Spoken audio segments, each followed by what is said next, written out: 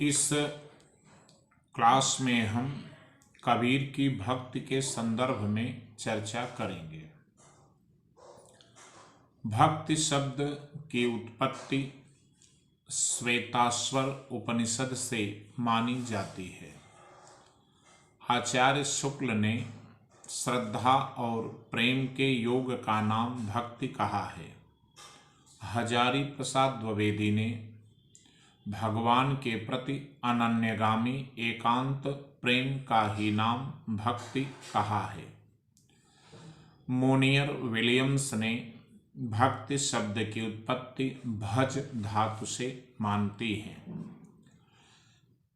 भारतीय धर्म साधना में भक्ति का निरंतर साधन के रूप में प्रयोग होता रहा है। गीता में साधन चतुष्टय की चर्चा की जाती है, जहाँ ज्ञान, भक्ति, कर्म, योग ये चार साधन हैं, चार रास्ते हैं जो ईश्वर की प्राप्ति के साधन या मार्ग हैं।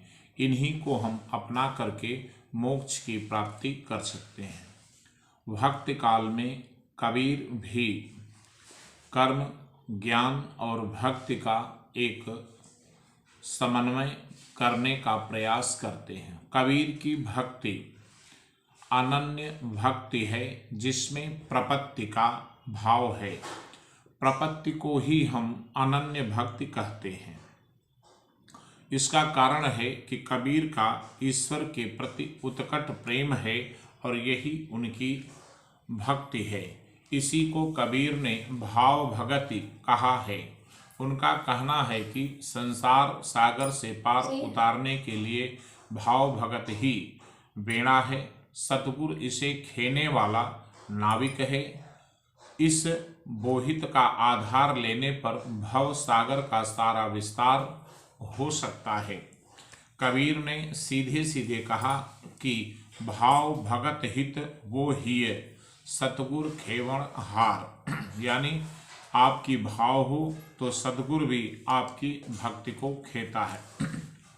नारदी भक्ति सूक्त में भक्ति के 9 रूप माने गए, जिसे नवधा भक्ति कहते हैं, जिनमें श्रवणम, कीर्तनम, विष्णु स्मरणम, पाद सेवनम, अर्चनम, वंदनम, दास्यम, सख्य, आत्मनिवेदनम, अर्थात श्रवण, कीर्तन, विष्णु स्मरण, पाद सेवनम, अर्चनम, वंदनम, दास्य भाव, सख्य भाव और आत्मनिवेदन भाव है। नारदी भक्ति सूक्त को आचार्य नारद ने लिखा था।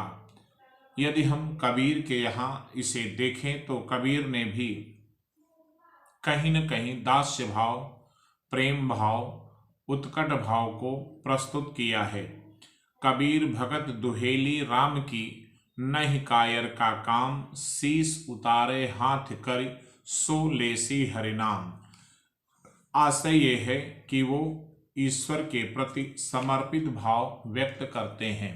कबीर ने दशरथ के राम से भिन्न, रामानंद के राम से भिन्न एक परम ब्रह्म राम की चर्चा की। उनकी भक्ति में उनके आराध्य ढाई आखर के राम हैं और कबीर ने अपने भक्ति में हर प्रकार के भावों को प्रस्तुत करने का प्रयास किया। कभी वो दास्य भाव प्रस्तुत करते हैं, जैसे कबीर कूता राम का, मोतिया मेरा नाऊ, यानी राम का कुत्ता बनना, मोती मेरा नाऊ यानी मोती मेरा नाम है, गले राम की जेवड़ी, जित खैचे तित जाऊं, मेरे गले में राम की जंजीर है, वो जिधर खींचेंगे मैं उधर जाऊंगा। स्वाभाविक है कि यहाँ पर कबीर का दास्य भाव है तो कहीं वात्सल्य भाव भी दिखाई पड़ता है। हर जननी में बालक तोरा, काहिन अवगुण बख्सहु मोरा, कि हे हरि, हे ईश्वर, आपका मैं बालक हूँ, आप मेरे सारे अवगुणों को बख्शें, माफ करें। और तो और कबीर ने इस भक्ति में अपना सब कुछ अर्पण करने की बात की। अर्पण करने का आशय ही होता है कि राम को अपना प्रीतम और अपने को उनकी बहुरिया कहकर कांता भाव का भी परिचय देते हैं कि राम मोरे प्यू मैं राम की बहुरिया, राम बड़े मैं तनिक लहुरिया।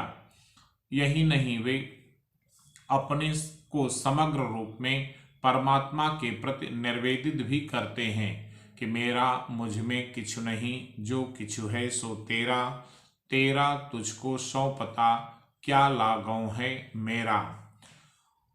कबीर ने आगे ये भी लिखा कि वे पूर्ण तत्व यानी वो पूर्ण तत्व में यानी पूर्णतः ईश्वर में लीन होना चाहते हैं। तो वहाँ स्पष्ट करते हैं कि तू करता तू भया, मुझ में रहीन हूँ, वारी तेरे नाव पर जित देखे तुत तू। और उनके वियोग में अत्यंत व्याकुलता का अनुभव करते हुए उनकी परम विरह शक्ति भी दिखाई पड़ती है। बालम आओ हमारे गेहरे, तुम बिन दुखिया देह रे। कबीर ने भी स्पष्ट किया है कि भक्त की साधना में किसी प्रकार के शास्त्र का अनुशासन मानना अनिवार्य नहीं है। शास्त्रीय अनुशासन से परे कबीर की भक्ति है, जहाँ ईश्वर का स्मरण, उनके नाम रूप का स्मरण, उनके लौकिक रूप का स्मरण करना होता है। इसके लिए मन पर पूर्ण नियंत्रण होने पर ही भक्ति के क्षेत्र में अग्रसर हुआ जा सकता है। हमारा अहंकार, हमारा दर्प, हमारे गर्व, ये सब भाव मिट जाते हैं। कबीर भगत द्वारा संकुड़ा राय बसवे माई, अब मन तो मंगल भय रहा यूं कर सके कमाई।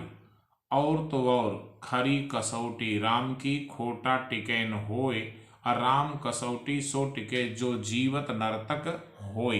का तात्पर्य ये है कि आप ईश्वर के प्रति हर प्रकार के अवगुणों को दूर करके, हर प्रकार के दुर्गुणों को दूर करके, अनन्य भाव से, समर्पित भाव से, अहंकार को त्याग कर, काम क्रोध लोभ विषय वासना आदि को हटा करके ईश्वर के सम्मुख निश्चल मन से उत्पन्न प्रस्तुत होंगे, तो यही कबीर की भक्ति है। कबीर ने सीधे सीधे कहा कि जब सूरवत आचरण करता हुआ भक्त अपने प्राणों का मोह छोड़कर प्रेम पथ पर अग्रसर होता है, तब उस पर प्रसन्न होकर भगवान स्वयं आगे बढ़कर उसे स्वीकार करते हैं। इस पर एक पंक्ति है कबीर की कि कबीर सूरे शीस उतारिया, छाणे तन की आस, आशा जीवन मरण की। कबीर सूरे शीस उतारिया, छाणे तन की आस, आगे थे हरि मुलकिया, आवत देखा दास। इस प्रकार कबीर ने स्पष्टतः इन बातों पर बल दिया कि वे साधक को अनन्य भाव से पतिव्रत साधने वाली सती के रूप में देखना चाहते हैं। कबीर सीप समंद की, रटे पियास पियास, और समदह तिनका वर्गिणो स्वाति बूंद की आस। यानी जैसे पपीहा स्वाति नक्षत्र के बूंद को ही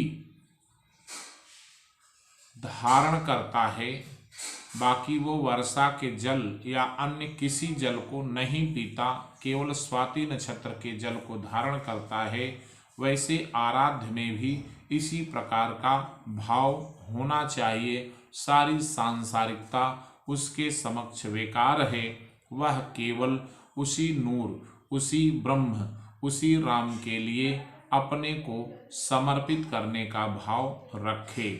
कबीर के संबंध में यह प्रश्न उठता है कि कबीर क्या मूलतः ज्ञानी थे या भक्त थे या योगी थे। तो इतिहासकारों ने कबीर को भक्तिकाल की ज्ञानाश्रयी शाखा में स्थान दिया है। कबीर के अध्येताओं ने उन्हें योगियों की किसी आश्रम भ्रष्ट जात से संबद्ध बताया है और नाभादास ने उन्हें सच्चे भक्त के रूप में स्मरण किया है। वस्तुतः कबीर के लिए ज्ञान साधना, योग साधना, भक्ति साधना में कोई अंतर नहीं था। उनके लिए ज्ञान साधना का अर्थ था माया से मुक्त होकर आत्म राम को पहचानना। ज्ञान, भ्रम, माया, दुविधा, मोह, तृष्णा, दुर्बुद्धि को समाप्त कर सत्य की प्रतीति कराना। जब सारे संसार में एक ही तत्व व्याप्त है तो सारा भेदभाव व्यर्थ है। पंडित और योगी, राजा और रंक, वैद्य और रोगी का भेद तो अज्ञान का परिणाम है। इसलिए कबीर को जब आत्मज्ञान प्राप्त हुआ तो उन्होंने काम, क्रोध आदि मनोविकारों को त्याग कर उनके प्रति निर्वैर भाव से अपना लिया। यानी वहाँ कबीर का निर्वेद भाव दिखाई पड़ता है। इस प्रकार कबीर मूलतः भक्त थे। उनकी साधना सहज और दास्य भाव से परिपूर्ण थी और कबीर की भक्ति का जो मूल रूप है उनकी अनन्य भक्ति या प्रपत्ति भाव।